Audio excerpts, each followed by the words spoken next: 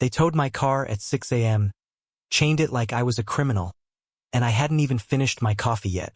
3 weeks later, that same HOA president would be let out in handcuffs, and I'd be the one holding the paperwork that did it. My name is Daniel Reyes, and I never wanted trouble. I just wanted to mow my lawn in peace in Maple Ridge Estates. Diane Holt ran our HOA board like a queen running a tiny, sun-bleached kingdom of stucco and sprinklers. It started small, a citation for grass, a quarter-inch too tall, stapled to my door like a declaration of war.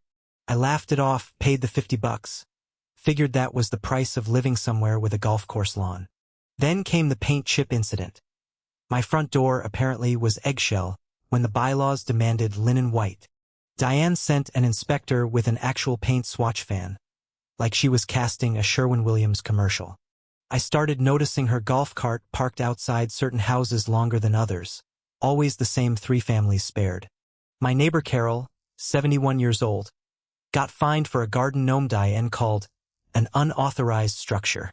Something in me shifted that day, not anger exactly, more like the quiet click of a switch being flipped. I bought a small notebook, started dating every letter, every fine, every ridiculous inspection photo Diane's team took. Twist 1 arrived disguised as gossip. Diane's husband, it turned out, sat on the HOA's landscaping vendor contract, paid in cash. Suddenly her obsession with curb appeal violations made a different kind of sense. Every fine funneled work to his crew. I mentioned this once at a block party, half joking, and Diane's smile went thin and cold as January frost.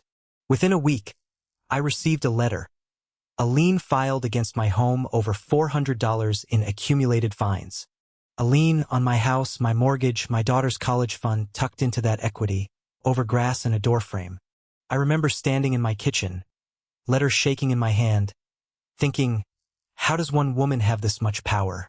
My wife wanted to fight loud, fast, public, but I'd learned patience watching my own father survive worse bureaucracies overseas. So I started attending every HOA meeting, notebook ready, recording everything the law allowed, saying almost nothing.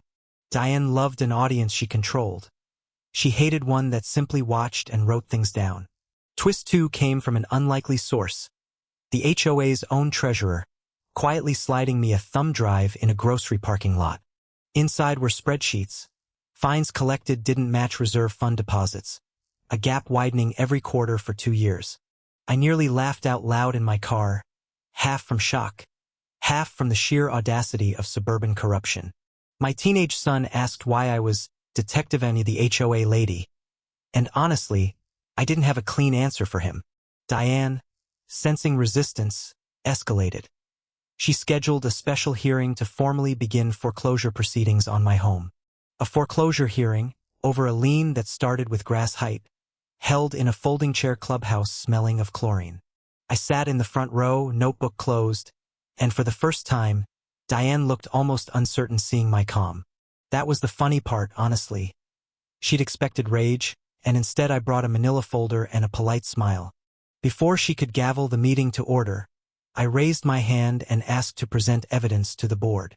The room went silent as I read fine after fine, cross-referenced against her husband's landscaping invoices, dates matching exactly. One board member, an accountant by trade, actually put her head in her hands and whispered, "Oh my God!" Diane tried to interrupt, calling it defamatory nonsense. But her voice cracked on the word, nonsense. Twist 3 landed like a thunderclap. The state's Common Interest Community Board had already opened an inquiry. Someone else had reported her months earlier. An investigator, sitting quietly in the back row the whole meeting, finally stood and asked Diane to step outside with her. Turns out the treasurer hadn't leaked to me first. He'd already gone to the state, and I was just corroboration.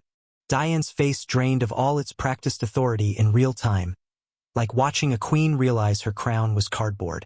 Within days, the state froze the HOA's accounts pending a full financial audit of the past 3 years. My lien was dissolved immediately, the foreclosure filing withdrawn, a formal apology letter mailed with trembling corporate language. Diane resigned for personal reasons, a phrase that fooled absolutely no one left in Maple Ridge Estates. Weeks later, prosecutors filed embezzlement charges. funds diverted, records falsified, a paper trail she never expected a neighbor to read. I saw her once more, in a parking lot, sunglasses on, refusing eye contact like the whole neighborhood was a stranger now.